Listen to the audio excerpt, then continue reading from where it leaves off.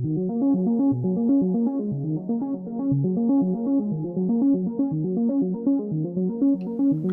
hello, friends.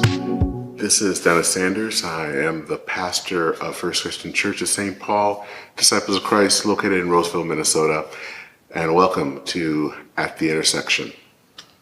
So last week's video, we talked a little bit about the shooting that occurred in Kansas City of an African-American teenager, Ralph Yarl, by an 84-year-old gentleman. And I talked about the erosion of trust in our society. And the fact is, I'm still thinking about this. I think that 21st century America, we've lost a sense of trust in one another. And I think that that has led to a disintegration in civil society. But this past week I was reading an article called Bowling in Fear. And it was by a professor at Michigan State University. And she was writing about this really in light of the shootings that took place at Michigan State earlier this year. And really talking about the fact of how American society, we are really kind of losing the bonds that kind of could bring us together. That civil society, churches, organizations, kind of mutual groups, those type of things are breaking down.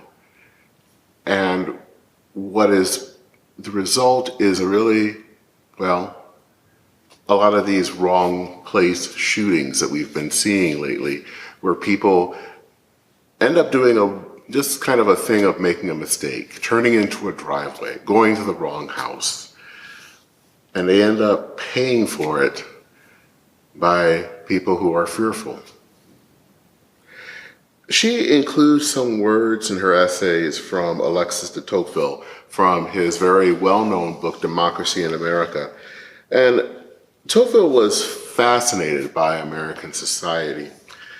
And he knew or could see that it was these social interactions among individuals that mattered, and that it mattered if we wanted to have a free society.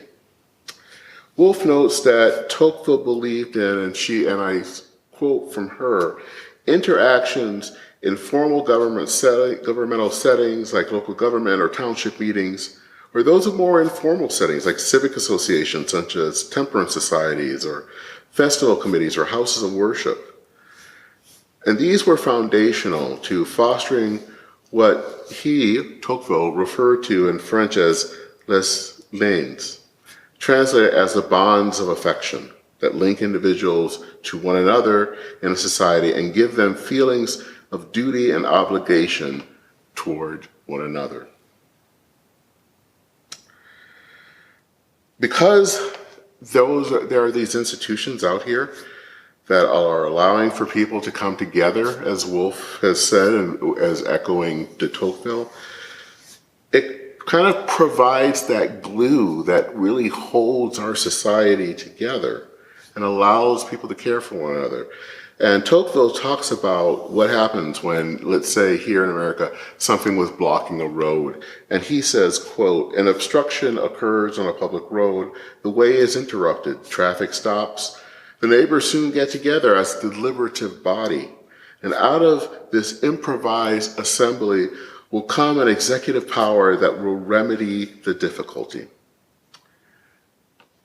Now, the opposite of this, according to Tocqueville, is that when you don't have these associations, people become weak and impotent, and they don't help one another as freely.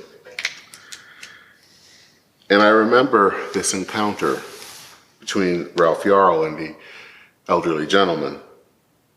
And I'm guessing that that gentleman lived his life very much alone. And the only thing that kept him company was TV, which was on cable news, which in some ways kind of fed him a steady diet of fear and isolation. We're living at a time in a society today where there are fewer and fewer social interactions. We don't have the kind of associations and organizations that allow for people to meet people, and we have become isolated. There was some hope that maybe social media would be that thing that could bring people together, and this is not to blame social media for everything, but we have used it more to isolate one another than to really bring people together.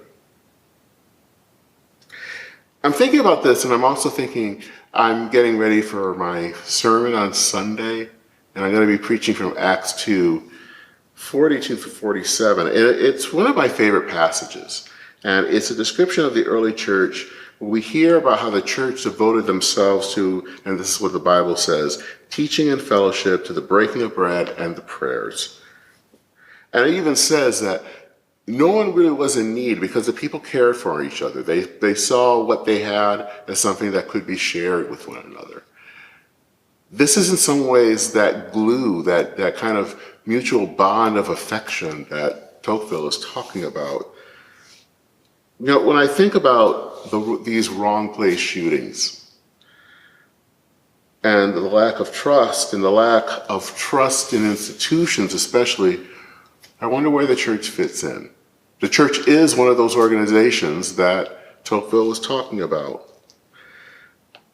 This passage, I think, gives a clue of a church being a place that can create those bonds of affection.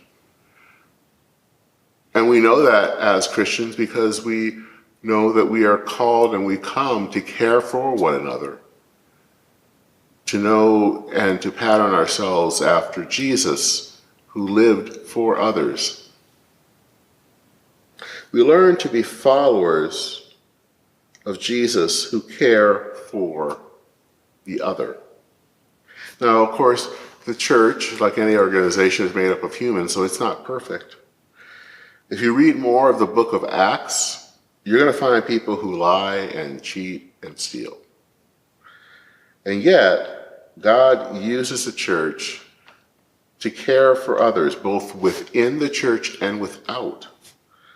And the church can be a place that breaks down the barriers that we have set up and allow us to actually see each other as a fellow being and maybe not be so fearful of the stranger that knocks on the door.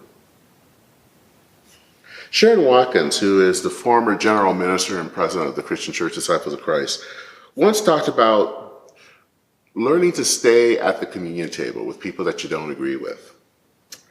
Now, trying to maintain a relationship with people that you may not see eye to eye on is always going to be a challenge. But it's in that staying together, coming together at God's table, maybe even worshiping together, praying for one another, is that you get to see those bonds of affection being built up.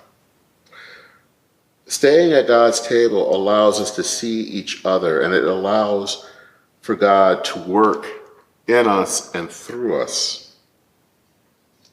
And maybe by staying at the table, the frayed bonds of our society can be reknit and made whole again.